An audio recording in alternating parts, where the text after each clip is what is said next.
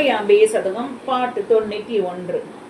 தப்பாதீத சுடர் விளக்கே தவியேன் உயராயிருப்பவளே சர்வலோக தயாபரியே சாஷாத்கரமானவளே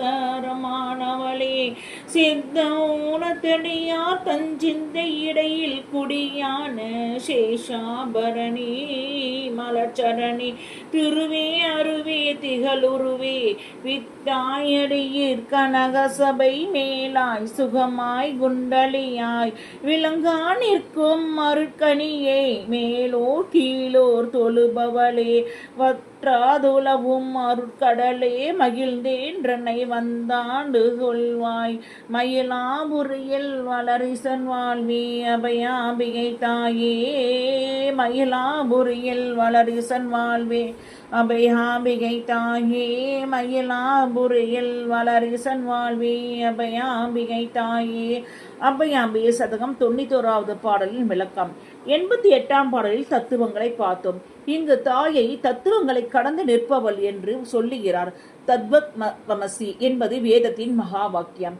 இதற்கு பொருள் தத் அது நீ அசி ஆனாய் சிவனாகி விடுகிறான். அதாவது தத்துவங்களை கடந்த நிலையில் இதுதான் தத்வாதீதம், தத்துவத்தையும் தாண்டிய நிலை என்று சொல்லப்படுகிறது.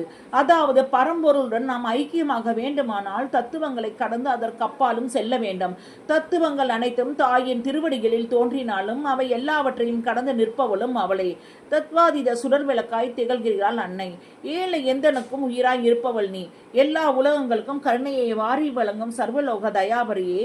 ஸ்ரீ லலிதா சஹஸ்ரநாமம் 96. தத்வாதிகா தத்துவங்களுக்கு அப்பாற்பட்டவள்.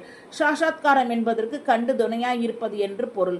உன்னை உணரும் மெய்யின்பர்களுக்கு என்றும் துணையாயிருக்கும் சாஷாத்காரமானவள் நீ. சித்தம் தெளிந்த உன் அடியார்களின் உள்ளத்தில் குடியிருப்பவளும் நீ. பாம்புகளை ஆபரணங்களாக அணிந்தவளே, தாமரை திருவடியாலே அழகோவியமே, உருவமான பொருளே, அருவமானவளே, மூலமாய் முடிவாய் முக்தான கனகசபை மேலாய் சொத்தான சுகமாய் குண்டலினியாய் அண்ணான உள்ளங்களுக்கு விளங்காத மெய்னான பொருளாய் திகழும் அருட்பலமே, மண்ணுலகில் உள்ளோரும் தேவர்களும் தொழும் தெய்வமே, வற்றாத கருணை கடலே, மனமகிழ்ந்து என்னை நீ வீரம் வந்து ஆண்டு கொள்வாயாக. மயிலாபுரியில் பெருமை மிகு ஈசனான மாயிரநாதனின் உயிர் நாடையாய் திகழ்பவளே.